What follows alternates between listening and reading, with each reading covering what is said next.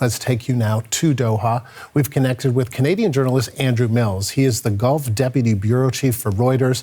Andrew, first of all, thanks for taking the time. Appreciate this. Thanks for having me. I understand this happened very close to your home and your family. Can you tell us about that?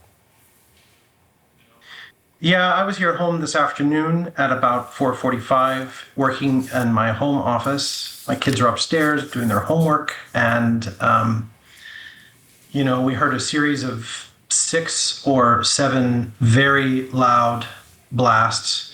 I watched the windows heave and thought they were going to blast in. This happened about 500 meters from our house. Luckily, we are all safe and sound, but this is definitely a neighborhood and a city and a country that's pretty shaken tonight. So tell us more about where this happened, the area, the neighborhood. Yeah, this neighborhood is called Qatari. It's known as a neighborhood of a residential neighborhood with schools and embassies, shops, and a lot of houses. And certainly one of the housing compounds was home to the Hamas political leadership, some members of the Hamas political leadership here in Qatar. It's a compound that I've had my eye on for some time because after the current phase of the war in Gaza began, we had Qatari police officers, quite heavy fortifications put up around this compound. And so the suspicion has been that, it was probably an area that Hamas was coming and going from. What reaction do we have from Qatari officials? We're waiting on a press conference, so we haven't had a very fulsome reaction yet from Qatar.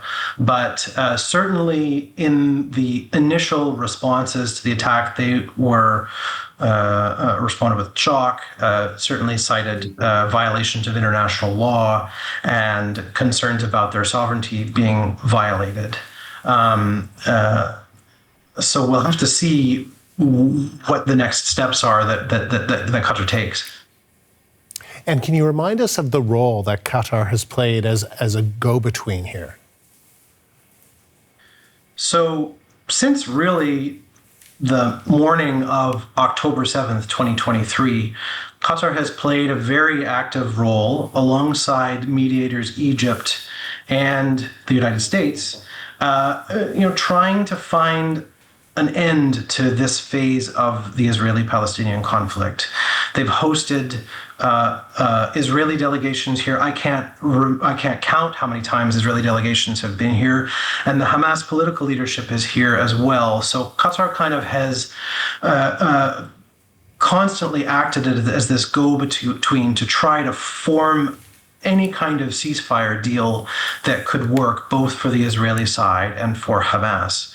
I mean, 24 hours ago, I reported that Qatar's prime minister was meeting with the Hamas leadership last night in an effort to try to press them to accept the latest U.S.-backed ceasefire proposal. So this role has been ongoing up until, just the day before this attack. That's one of the reasons that Qatar says they do host the Hamas leadership here, is that it allows Qatar to be this conduit to Hamas to have a dialogue with one part of the conflict. Yes, so we'll see what happens to Qatar's role and whether these moves have made the Qataris decide they want to sort of adjust the role that they play as a mediator here. And Andrew, just back to the strike that happened earlier, you were talking about it being near your home. I'm just curious as to what the mood is like there tonight. Did you happen to go outside to see what was happening nearby or near where this took place? Yeah, I walked up to the corner and was able to see right down to the compound that was hit. And, before the sunset, you could certainly see, more than 15, police and security cars, ambulances, helicopters flying overhead really just in the last 5 minutes. So it's still an active zone. people in the neighborhood are quite concerned about what to do. This is not a city and a place that is used to this kind of an attack and this kind of conflict. Certainly, Qatar is used to being part of the negotiations, but not really having active conflict here.